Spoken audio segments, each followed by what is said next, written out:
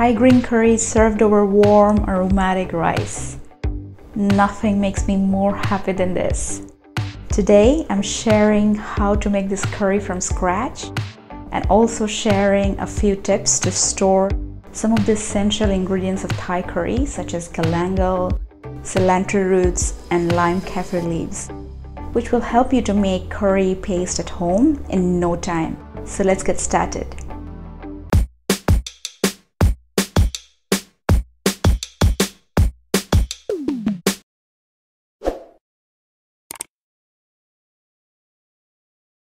Hi, I'm Shanaz and welcome to Naz It Up. So the ultimate experience of having Thai curry is to make the paste from scratch at home. So I have a range of fresh as well as frozen ingredients which I'm going to use to make the curry paste. You can use a mortar and pestle to make the curry paste if you want, but today I'm using an electric blender to make the curry paste, and of course it's more convenient and hence I've chosen it. My first ingredient, Thai green chilies.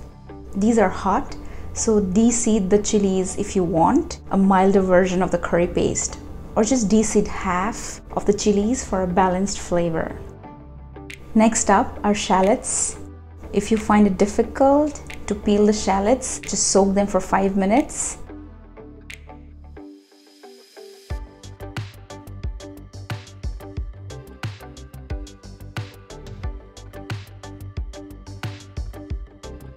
Also, I'm peeling tons of garlic cloves. Beautifully complementing the flavor of garlic is galangal. I usually keep them frozen. Next up, some lemongrass. Use the lower stalk of the lemongrass and store the upper part in the freezer for some soups later.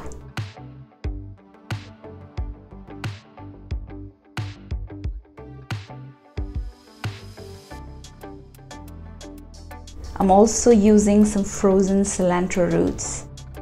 These are extremely aromatic.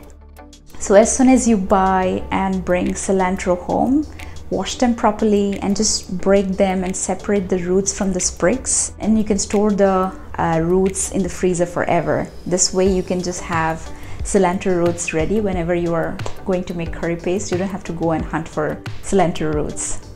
I also have some Thai basil.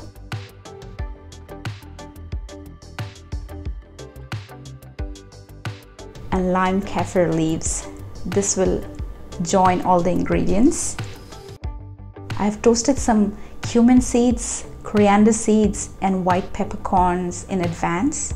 Nothing like freshly toasted whole spices, guys. Grind them in a coffee grinder, and these go in too.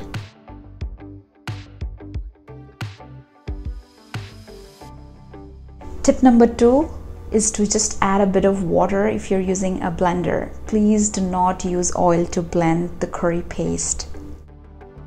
Last but not the least, some shrimp paste for the umami we are all addicted to in Thai food.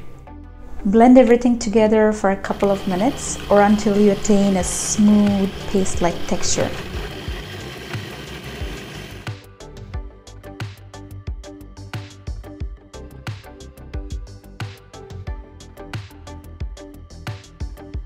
This is done. In the meantime, I have marinated the chicken pieces in some fish sauce, just a tiny bit. And I think I'm ready to cook. Heat is on high and I'm adding just a tiny drizzle of coconut oil, followed by the green curry paste that I just made.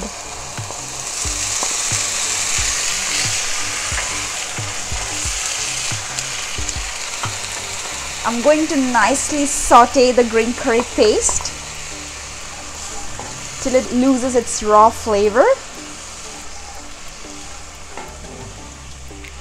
Ah, this smells amazing. Everything together, it's just come out so well.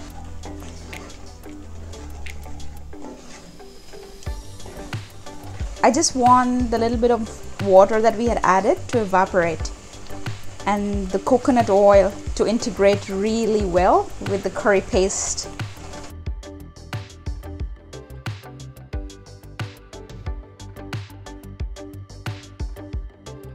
For 2-3 minutes, I'm adding the chicken.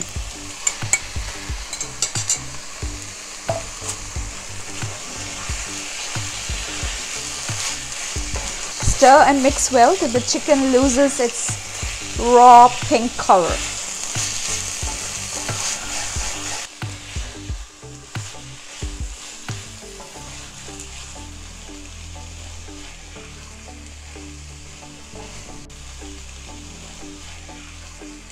Once the raw color of the chicken is gone, add the coconut milk.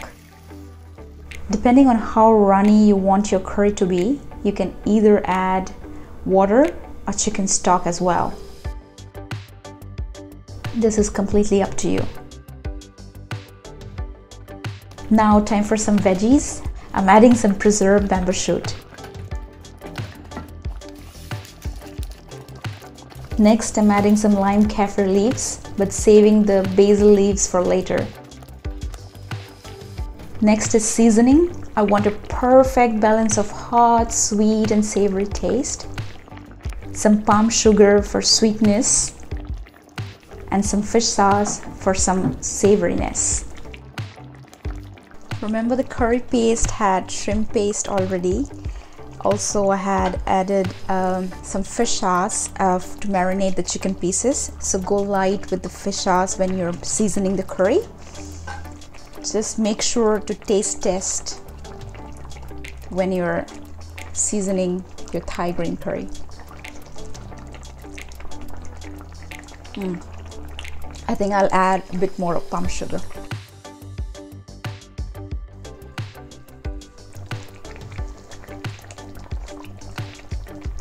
Oh yeah, now I think everything is very well balanced. Oh yeah. Flame on medium, cover and let the curry simmer for a while. So after around 5 minutes, I'm adding some basil paste.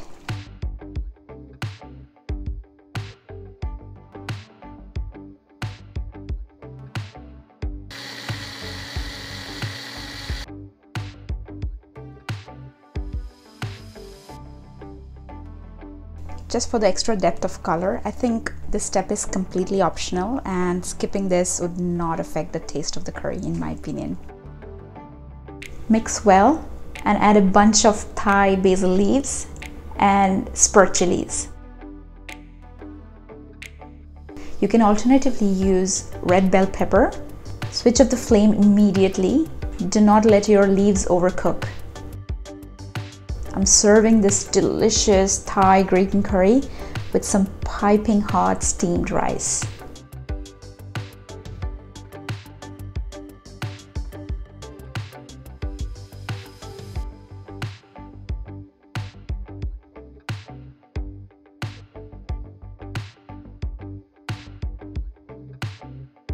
Spur chilies and basil leaves for garnish. Gosh, I cannot wait to try this.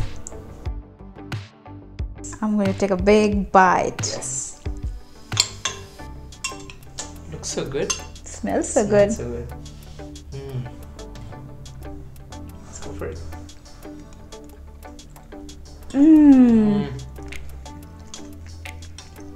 So creamy, so smooth. Baby, this is the real deal. Love it, love it. Chicken is so soft.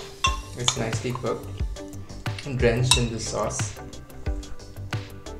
Everything's so balanced and it's come together so beautifully. Yeah, I'll take a bite of the bamboo shoot.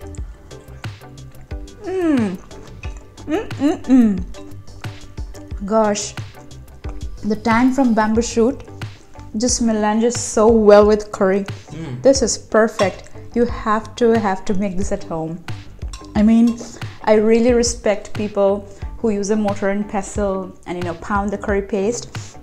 But if you have a busy life, the electric blender just makes it so convenient. And I just wanted to show that it is possible to make a perfect curry paste at home using an electric blender versus the traditional method of using a mortar and pestle, and this has turned out so well. I hope you guys enjoyed this video. Give it a thumbs up, and do leave your comments below. We love to read your comments, and I'll see you guys in the next video. Bye bye.